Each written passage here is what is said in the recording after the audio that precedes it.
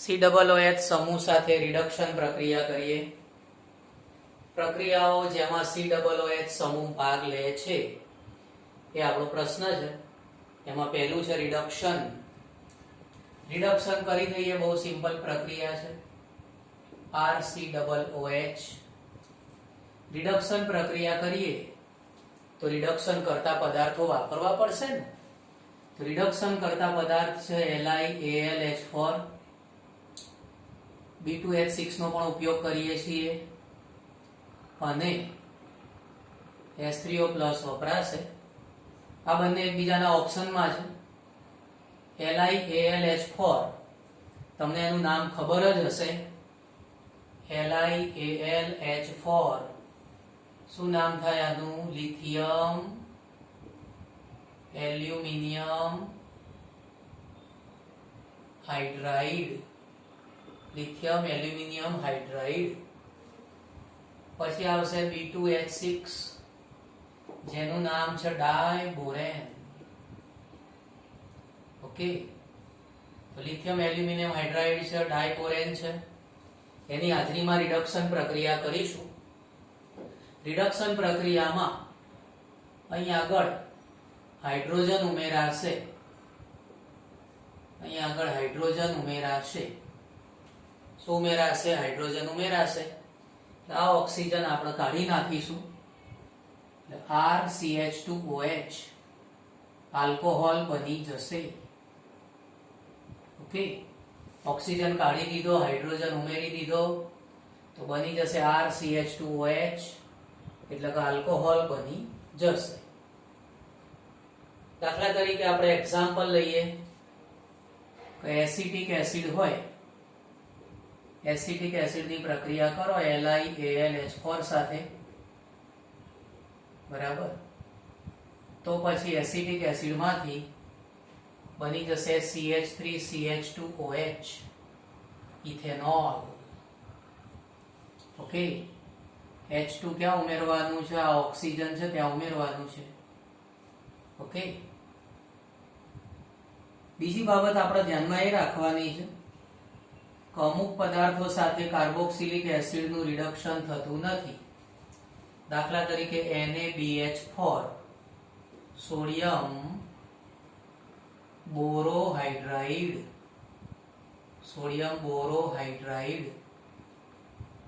તો carboxylic acid જે ખરું એનું NaBH4 વડે રિડક્શન થતું નથી. ઓકે,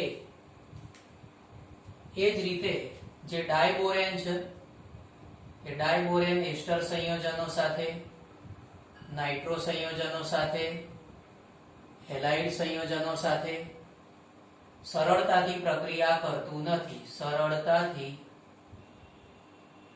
પ્રક્રિયા ન કરે. ડાયબોરેન જે ખરું એ એસ્ટર, નાઇટ્રો, હેલાઇડ વગેરે સાથે સરળતાથી પ્રક્રિયા નથી કરતું. એ જ રીતે કાર્બોક્સિલિક એસિડ છે જે સોડિયમ બોરોહાઇડ્રાઇડ સાથે રિડક્શન પ્રક્રિયા દર્શાવતું નથી.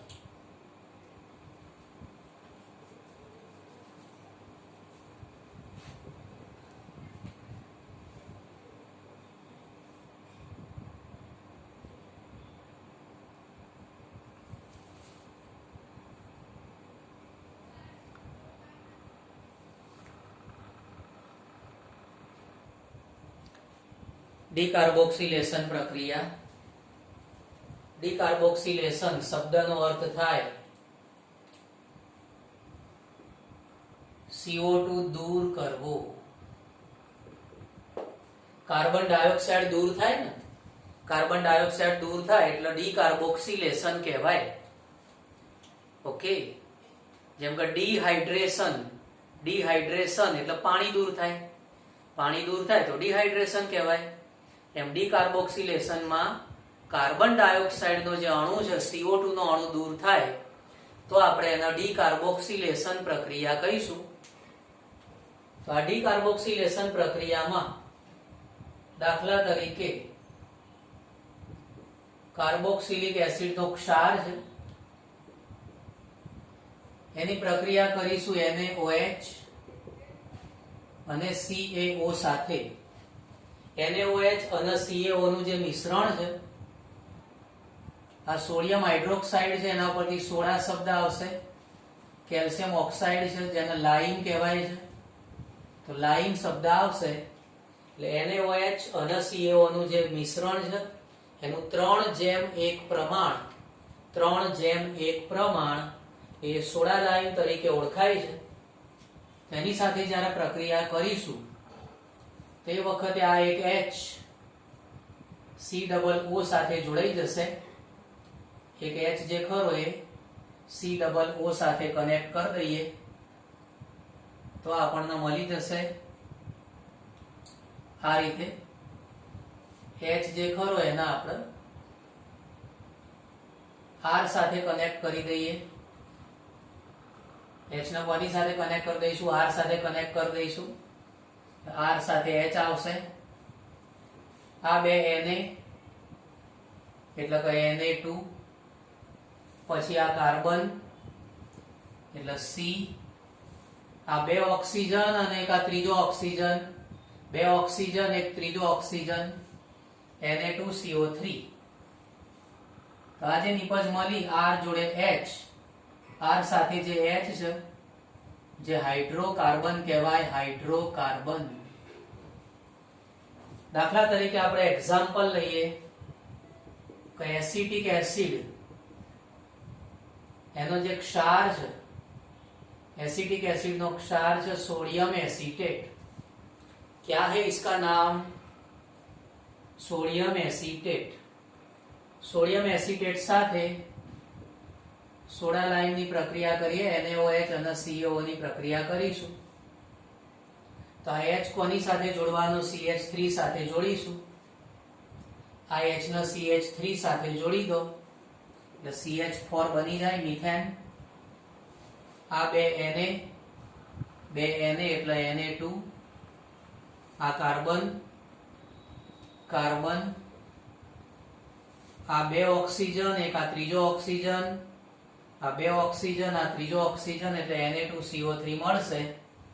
તો આ બની ગયું મિથેન, હાઇડ્રોકાર્બન બની ગયો. ધારો કે આપણે ત્રીજું એક્ઝામ્પલ લઈએ. ધારો કે બેન્ઝીન ઉપર COONA. શું નામ છે આનું? નામ હવે બધાને આવડવું જોઈએ.